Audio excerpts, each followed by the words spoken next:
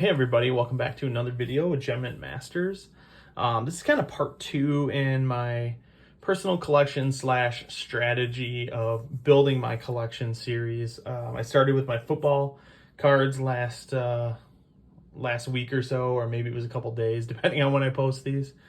But now I'm going to talk a little bit about part of my basketball collection. This is really just my Anthony Edwards collection. I'm a big believer in Anthony Edwards. I think he's a great long-term play in terms of me holding these for my personal collection. But again, I look at a lot of these, I look at it as investments. I have no problem selling some cards, but I really do get attached to these cards. I do want to hold on to them. I want to find players that I know are in it for the long haul, trying to be smart about it.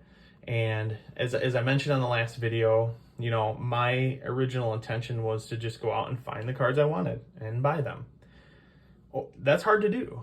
And I think we can all agree on that. And if you're like me, I don't have a lot of patience to sit around and wait. If I see a good deal, I want to take advantage of it, but I have to ask myself, like, how can I do that? And I've kind of learned over the last year or so that, you know, the best way for me to do that is to not only be smart about the deals I find, raw to grade has been a way that I've really shifted towards. You can buy cards for raw. That's the best price you're going to get on a card. Yeah, maybe they're not always going to gem, but when you think about it from a strategy perspective, think about, if I buy this card and it doesn't gem, what happens? You know, I've learned a lot I've definitely learned some lessons where I lost money on cards, but I think I've done it in a way where I haven't lost a significant amount. So you're always going to have cards like that where you're going to lose, but put yourself in the best position to not come out that way. You know, obviously, if you're building a collection, you want gem mint 10s in yours. That's really my goal. I'm going to really think hard and long about how I can do that. So again, I think one of the easiest ways to do that is to say, if I get a 9, let's say, I'm okay. I'm in okay shape. I'm going to break even, or maybe I'll lose a buck or two. I'm okay with that. And I think a lot of other people are too, because honestly, that's the reality. You'll hear that a lot of people say this, that a PSA 9 is essentially a raw card. So worst case scenario, you're losing your grading fees. So if you want to try to minimize that, take advantage of something like a promo where you might pay $3 to $4 less a card. That's certainly a way to do it. There's an NFL promo going on right now with PSA, and I'm submitting a ton of cards for that. And that's kind of a way for me to help minimize that. All right, so I'm going to go through my Anthony Edwards collection here. I'm just going to kind of explain kind of how I got these cards and what I'm doing with them long term, what else maybe I want to add to the collection, and go from there. So, all right. The first 4 cards are going to be the start of kind of one of my rainbows I'm trying to build, I guess you could say. I wasn't necessarily trying to do this, but this is a card that I found that does have a ton of value today, and I think is only going to grow. And there's a good amount of these out there, you know, for a reasonable price, but I think my longer term is to try to hopefully upgrade and get to some of these more expensive Anthony Edwards cards, but these are great starter cards in my opinion. I've been only doing this for about a year, and this is kind of where I've landed. Starting with nothing almost, because I got rid of, like everybody else, I got rid of all my cards from when I was a kid. Probably is super cheap, and definitely tons of regret, but hopefully I'm making up for that today. First card here, we got Anthony Edwards Optic Purple Pulsar. This is actually a recent acquisition. I did sub this myself, as I try to do with pretty much everything I can. This one is interesting. I know this was a tough one. I know this is going to be a tough one to gem. So I actually found 4 copies of this, and I sent all of them. I think overall, I'm still in a great position here because, again, like the way I look at it is, if I can essentially fund my personal collection for free, at least, like that's amazing. That's what I want to do. I want to get these cards for free. I want to put in the work and get it done that way. So this one I submitted 4. This was the only gem that came back. I had 1 9 and then 2 8s. So not the highest success rate, but you know, this card I think went for about 50 to 60 at the time, $20 to grade. So you're talking about 80 bucks, and it's like a $200 to $250 value today. So the value in this one really does make up for the losses in the others. So that's definitely a strategy I employ sometimes.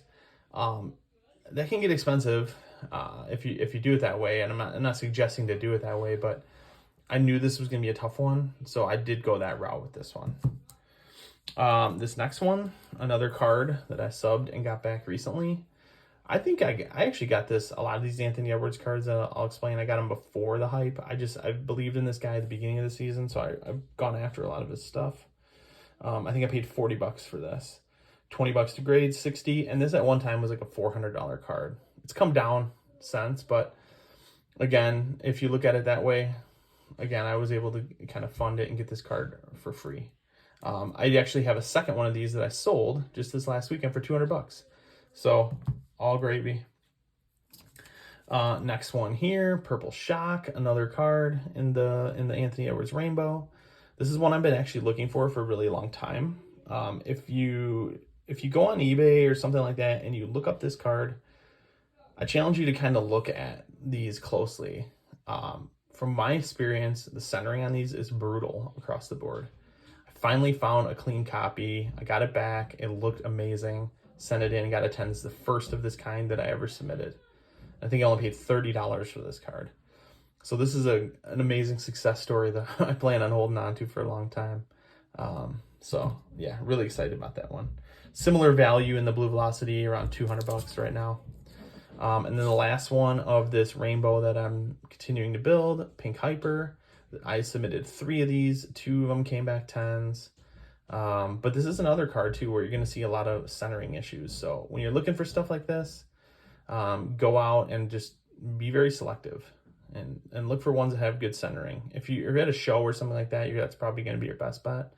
But this was a cool one. $40 for this one, $20 to grade, $200 value. So again, that's really why I've chosen the raw to grade path. I love it. I love the feeling you get when you send in a card. Spend extra time up front making sure that it looks good, and you should usually be successful. I think my gem rate, I've historically over 30 or 40 orders that I've done throughout my time is around 55%. I consider that a success. The grading standards are pretty strict, so if you can get something like that, 50% is pretty awesome. So I'm at about 55, so I'm pretty happy with that. All right, next card here. I bought this before the hype. I think I paid like 15 bucks for this. This was going for a couple hundred. I did submit 2 of these and got 110. So again, I was able to sell the 9 at the peak of his hype for about 120. So I am all gravy on this card. Same story with this next one here. Blue, White, Purple Cracked Ice. $15 card at the time. Peaked at probably 50, 60, which is nuts. Raw. I'm glad I bought it when I did. Submitted 2 of these. Got this 110. I sold the other 9 for around 100. So again, all gravy here. So I'm actually in the black on that. I've got this card plus about 40 bucks. I cannot complain whatsoever. This card here, I submitted 3 of these. Got a 10, a 9, and an 8. So I kept the 10, sold the 9 for around 100. I think I sold the 8 for around 50. So again, huge win on Anthony Edwards. I just happened to get a little bit lucky on what I bought his stuff at. And that's what you always want to try to do too. Like if you believe in somebody, a guy I believe in right now is Donovan Mitchell. Super cheap. I don't think he's going to have a spike quite like Anthony Edwards did, but I think he's going to have a gradual increase over time. So that's another one I'll show kind of my Donovan Mitchell collection I'm building on another video, because I've got a bunch of those coming back that I'm hoping to actually add to my collection. All right, and then another card in the Anthony Edwards Select Rainbow. We got the Red, White, Orange Shimmer. I think I sent in 2 or 3 of these, and I think it was actually the same as the last one, 10, 9, and an 8. But again, I was able to sell the other ones to fund this and then some. So I got very lucky. And then this last one, I actually picked up at a show for 20 bucks. This is the only one of this blue prism that I've submitted, and I thought it looked amazing. The centering, I haven't seen one with centering left to right like this, so I was super excited about it. 20 bucks, 20 to grade, 40 bucks. This is probably one of the lower end value of this card, but at least $100. So again, all good on that one. And I don't see it really going down long term at all. So that's my Anthony Edwards collection so far. I've got a long ways to go. Like I said, I've been doing this for a year.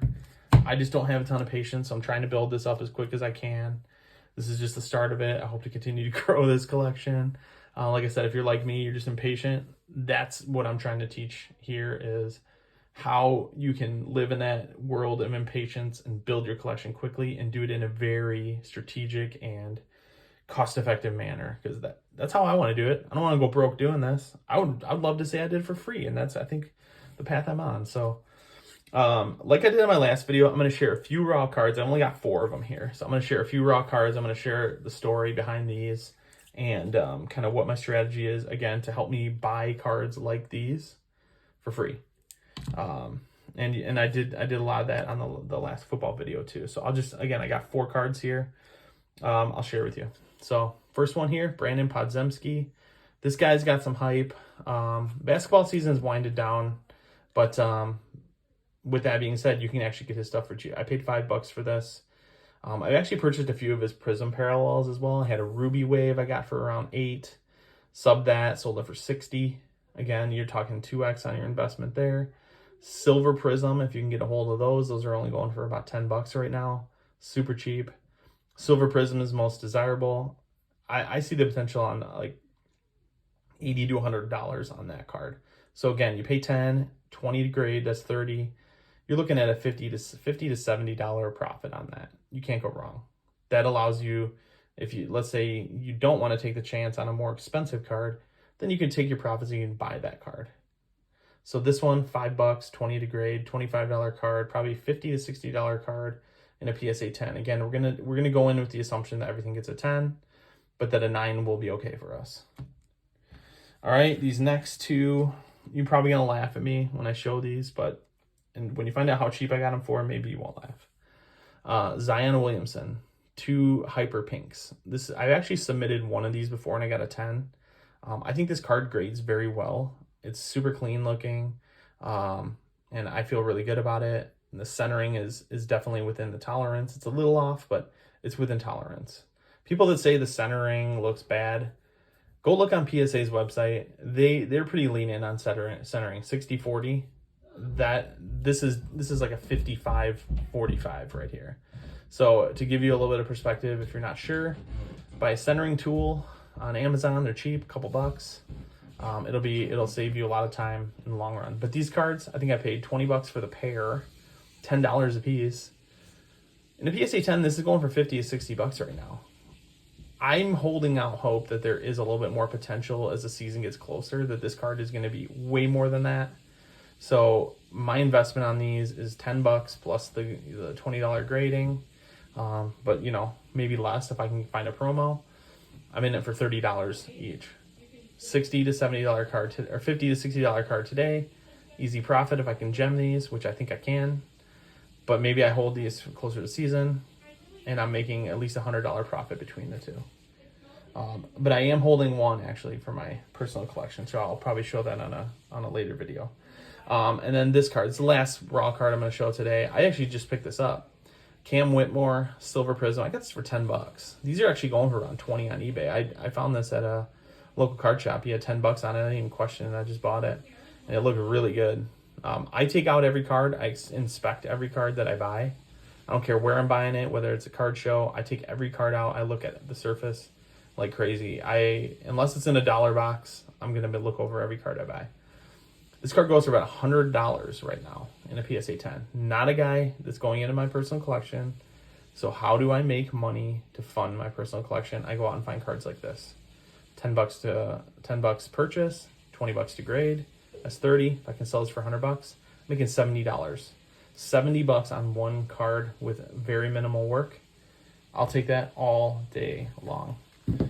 And the $20 to grade, I'm figuring all of my shipping and everything into that cost. If you send, 20 cards roughly or so, it should only cost you $1 to $2 more per card to get it shipped there. But all right, so that is my strategy for basketball, very similar to, well, exactly the same way I strategize around my football collection. But again, it's all about how do you build your collection in a smart way? How do you build it in a strategic way? And how do you walk that line of kind of collector versus seller? Like, a lot of people are they don't like that term seller when it comes to selling cards. They want to build their PC. They don't want to sell anything. I was that way at one time, but I realized, again, I'm very impatient. Like, I want to build my collection. How can I do that? I can go out and very easily sell stuff and do that. And I've had a lot of success doing it. And I can look at my collection someday and say, I basically funded this entire collection for free. I think once you do it and once you kind of go down that road, it'll definitely change your mind. So, again, guys like Podziemski, go for rookie cards. Rookie cards are the way to go. Podziemski, Cam Whitmore. But also, like, rookie cards can be risky if the guy has not proven himself. I tend to stay away from rookie cards unless the player has proven themselves in the league, like Anthony Edwards, for 3-4 years. Like Donovan Mitchell was another one I mentioned. Shai Gilgeous-Alexander is another one that's in my PC, and I'll share some of those cards. But it's risky on rookies, but people are willing to pay a premium on them when they're hot, when a new release comes out. But you can buy the raw cards really cheap, and if you can grade them, get top dollar for them. Hey, you may look at some down the road and say, man, I wish I would have kept that card. It's worth a ton more today. That's the risk you have to be willing to take. And again, like I said, I look at somebody like Anthony Edwards as way more stable than somebody like Zion. Zion still hasn't really proven anything, but there is still some value in his cards. So I have no problem selling a Zion to know that I can buy an Anthony Edwards card with it, because I feel like I can't lose there. I will have zero regret selling a Zion, paying for an Anthony Edwards, even if at the end of the day they're worth the same amount of money. I shouldn't have any regret. So, all right, thanks for joining me today. Again, this is why I really started this channel, to talk about kind of collecting and how I build my collection, my grading strategy. I know a lot of people are hesitant to grade. Happy to answer any questions you have on grading. Maybe I'll look to do some future videos. I know I did some in the past, but as I've gotten further along and learned more, I definitely have learned some, I wouldn't call them secrets, but just some techniques I think that'll be helpful when you're subbing your cards. So thanks for joining me. Please drop a like, comment, most importantly, subscribe to the channel, and look for more of these videos coming, showing off my personal collection as well as kind of how I built it. Hopefully you'll learn something on how to build your personal collection, do it in a smart way. All right, thanks guys. See you on the next one.